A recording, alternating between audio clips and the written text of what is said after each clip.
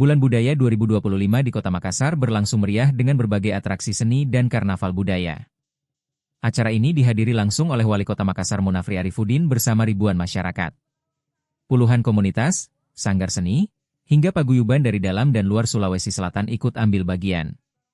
Kepala Dinas Kebudayaan Kota Makassar Andi Patiwar menjelaskan, kegiatan ini rutin digelar bertepatan dengan momentum kemerdekaan RI.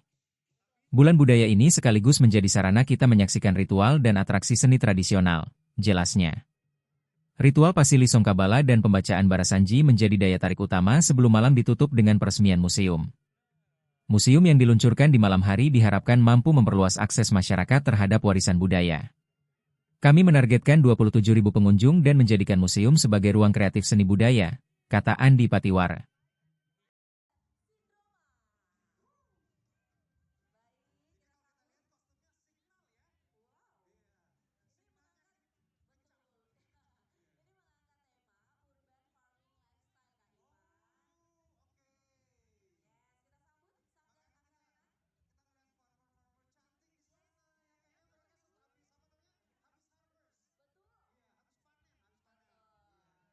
Download Tribun X sekarang, menghadirkan lokal menjadi Indonesia.